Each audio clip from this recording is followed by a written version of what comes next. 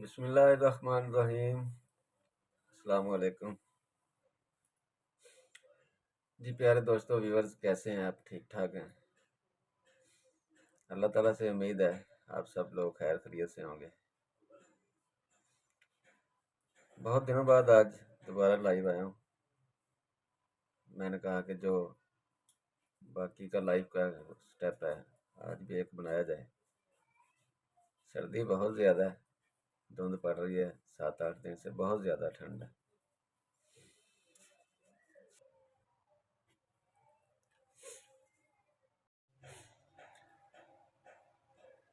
निकाह के तकरीबन 1 महीने तक हमारे घर में ऐसे था जैसे कोई बात हुई नहीं, बड़े हंसी खुशी रहने लगे थे। मैंने निकाह से पहले ना इसके साथ 3 शर्तें रखी थी। शर्तें क्या थी? बस सेफ्टी के लिए एक बात थी, अगर मान लेगी तो अच्छा होता, बेहतर होता। एक दूसरे कहा था कि तुम्हारे जो है ना माँ बाप, उनके घर से कोई इधर ना आए, क्योंकि जो भी बात उन्होंने घर में या घर के बाहर की आके घर में करनी थी, पहले से डरा होता है, ना ये उनसे मिले ना कोई बाहर की बात इस तक पहुंचे। दूसरा ये था कि मैंने इसे कहा था कि मोबाइल अपने पास नहीं रखना।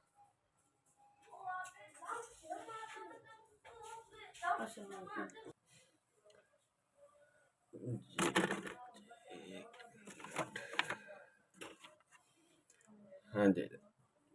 दूसरी शर्त ये थी कि अपने पास मोबाइल ना रखे, और तीसरी शर्त जो मैंने रखी थी वो ये थी कि घर से बाहर नहीं निकलना। घर में इस्तेमाल की जो भी चीज़ हो वो मुझे बताए, मैं उसे घर में मुयस्सर करूँगा, और ये जिम्मेदारी होती है। यही वजह थी कि एक माह जो है ना वो बिल्कुल सुकून से निकला। एक माह के बाद कुछ दिन ऐसे हुआ, वही जो प्रॉब्लम उसे शुरू हो गई जो पहले थी, उसे तकलीफ होना शुरू हो गई जो रात को उसे होती थी। तकलीफ क्या रही? सोते हुए उसे सुई की चुभन होनी, उसके बाद सर में कोई चोट की में महसूस होना, और किसी दफ़ा दांत में दर्द हो जाना। जिस्म के हर हिस्से में उसको सुइयों का चुभना मेन तकलीफ थी। वो शुरू हो गया तो मैंने उसे कहा था कि अगर तुम्हें महसूस होता है कि इस घर में तुझे तकलीफ है ना, तो तुम ना कुछ दिन ना या तो अपनी बहन के पास चली जाओ, तो यहाँ अपने मेके चले जाओ। अगर 7-8 दिन तुझे कोई प्रॉब्लम ना हो तो फिर हम ये घर छोड़ देंगे, हम कहीं किराए पे चले जाएंगे। उधर तुम ठीक रही तो फिर ये मकान सेल करके हम नया बना लेंगे। मैंने उसे ना उस टाइम 4,000 रुपया मैंने उसे किराया दिया, तो वो बोलने लगी कि मैं ना लाहौर चली जाती हूँ। मैंने उसे ना किराया दिया तो कह रही कि मैंने ना लाहौर जाना है। मैंने कहा ठीक है, चली जाओ। अब लाहौर में उसे ना कुछ तबीयत खराब हुई, सर में दर्द या बुखार कोई ऐसा कुछ हुआ, वो किसी डॉक्टर के पास दवाई लेने गई है, तो वो डॉक्टर भी ऐसे ही था, 2 नंबर, साथ में दम दर्द करता था। उसने जब इसे देखा तो ये कह रही कि मुझे ऐसे हो रहा है, ये ऐसे हो रहा है, दर्द हो रही है, कहीं सुई चुभन की तकलीफ हो रही है। तो उस पागल डॉक्टर ने ये कहा कि तुम्हारा जो मियाँ है ना, वो तुम पर काला इल्म करता है घर बैठे। उसके लिए भी परेशानी बना दिया, मेरे लिए भी परेशानी बना दी उसने। 8 दिन के बाद वो वापस आई है तो आखिर इधर सीधा मेरी शॉप पे आ गई है।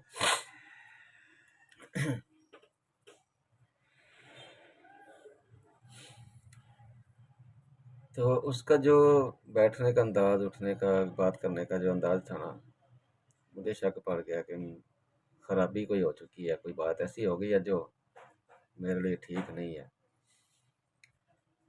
मैंने पूछा भी उसे 3-4 दफा, क्या हुआ है? कुछ नहीं। बार बार पूछने से मुझे नहीं बताया, बल्कि मुझसे कुछ पूछने लगी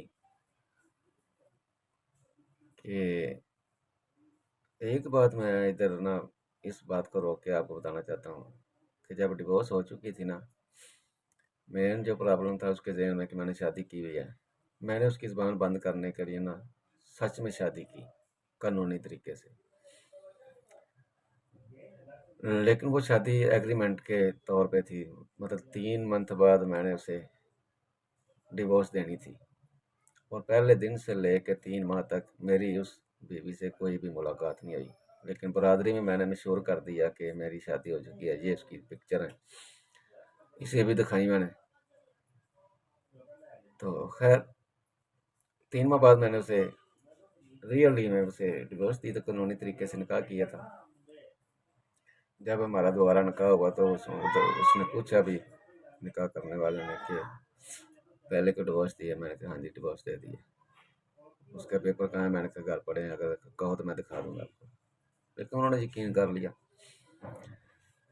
अभी वो उसी बात पे फिर मैं आके स्टार्ट करता हूँ कि वो कहने लगी जो कि तुमने जो पहले उसको डिवोर्स दिया है वो कैसे दिया है, उसका क्या तरीकाकार था? मैंने कहा जो रियली कानूनी तरीका होता है वो मैंने दे दिया उसे। उसका अंदाज जो था ना पूछने का, मुझे पूरा यकीन हो गया कि मेरी अब खराबी शुरू होने वाली है घर में। मैंने कहा इसका मतलब नहीं था अब 1 डेढ़ माह बाद दोबारा ये बात पूछने का। खैर मैंने ना बहुत परेशान हो गया दिल से। मैं उसे घर ले गया शाम को।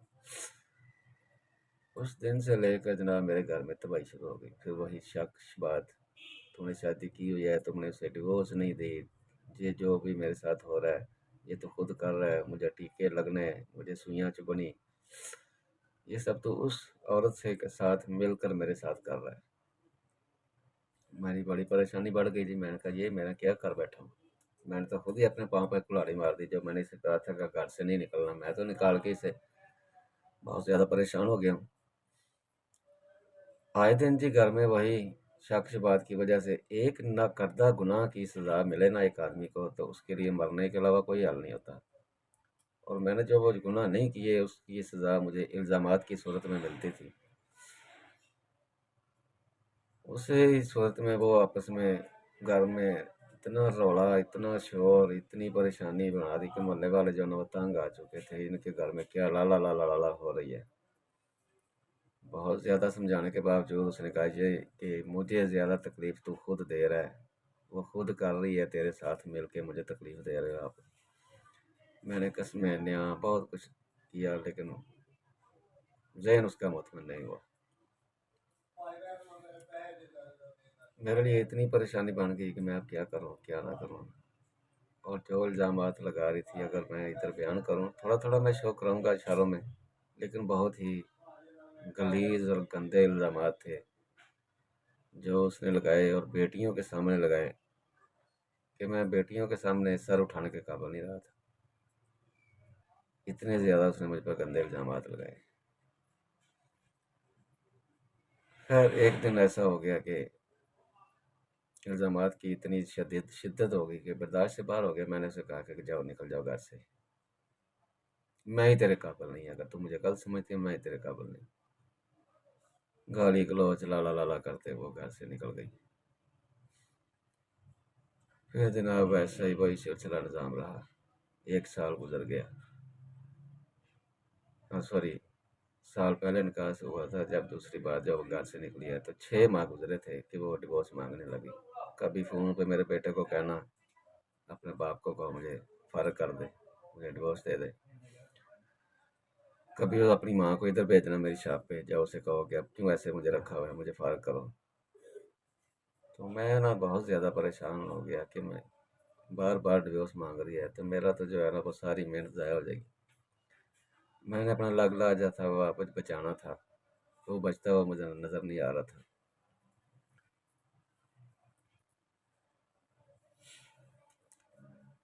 खैर डिवोर्स मैंने ना नहीं दी उसे। अभी उसके पास मेरी एक बेटी 17 साल थी, उसके पास थी। एक 14 साल की थी, वो उसके पास थी। मेरे पास मेरा एक बेटा ही था, 2 शादीशुदा बेटियां अपने अपने घर में थी। अब उसकी मुझे परेशानी थी कि वो लेके उसको कभी बहन के घर, कभी मेके, कभी दी के घर। परेशानी तो बनी हुई थी ना उसके लिए, बहुत ज़्यादा थी। मेरे लिए भी थी कि जवान बेटी को लेकर वो कहीं क्यों फिर रही है।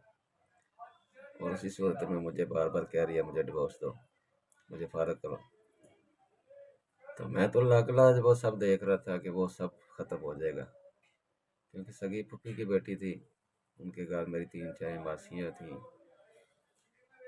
रिश्तेदारी की बिना पे सब वो ख़राब होता हुआ मुझे नज़र आ रहा था। फिर मैंने ना उसे नहीं दी डिवोर्स। बातें बहुत सुनने को मिलती इन लोगों से कि तू ऐसा है, तूने शादी की हुई है क्यों, तूने कोई औरत रखी हुई है क्यों। हर एक को सफाई देना मेरे लिए बहुत मुश्किल हो चुका था, इतना मुश्किल हो चुका था कि मैं इतना परेशान हो गया, दिल कर रहा था मैं कोई गलत कदम उठा लूँ।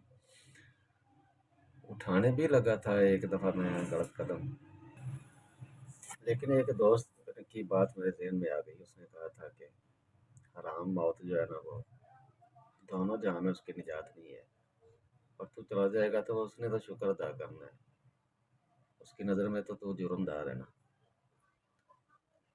खैर मैंने ना कुछ भी ऐसा नहीं किया, अल्लाह पे छोड़ दिया कि अगर मेरी किस्मत में ऐसा ही है तो फिर मेरा नसीब मेरे साथ। घर के काम काज वो आपने देखे थे पिछली, तो मैंने रेसिपी शेयर की थी। घर का पूरा काम मैं कर लेता था, कपड़े धोने का, खाना पकाना, सब। और रोटी की भूख तो मेरी वैसी मर चुकी थी। 24 घंटों बाद एक दफ़ा ही खाना है रात को।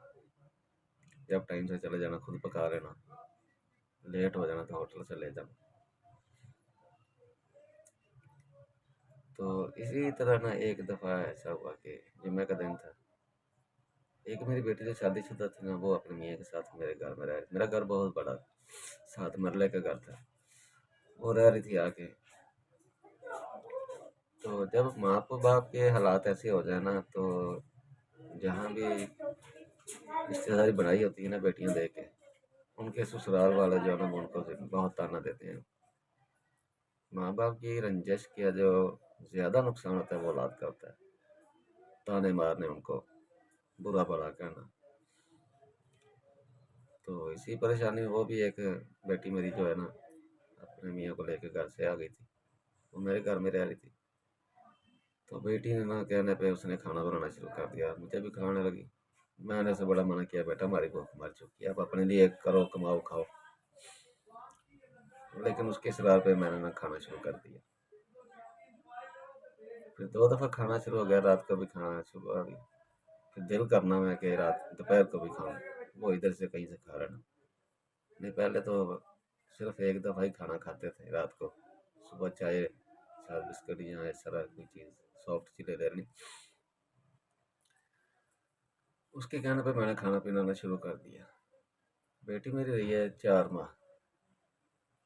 4 माह के बाद एक दिन फ्राइडे को मेरी जो है ना, ये बेगम, वो अपनी ना छोटी बेटी जो 17 साल की है, उसको लेके ना मेरे घर आ गई।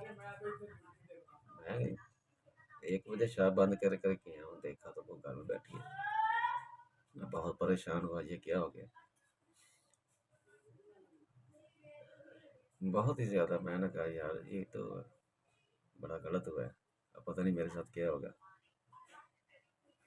खैर मैंने ना उससे पूछा क्यों क्यों आई है मेरे घर। बोलने लगी कि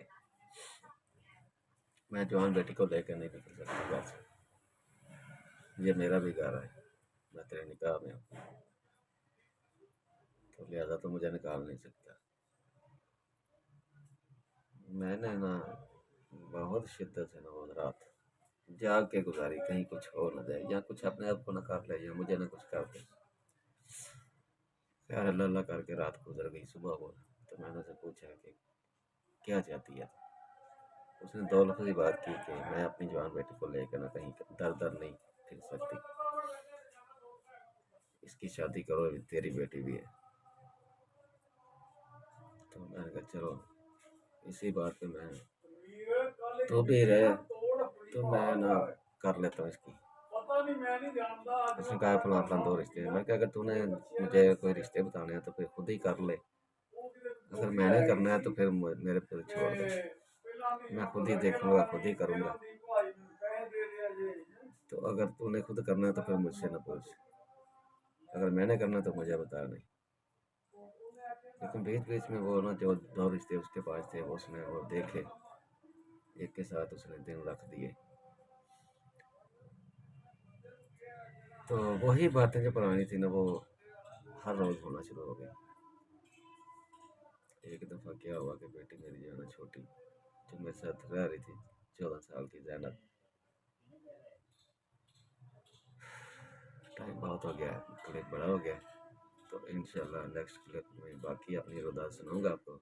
इंशाल्लाह मेरे साथ रहिएगा, दुआ कीजिएगा, अपना ख्याल रखिएगा। अल्लाह हाफ़िज़।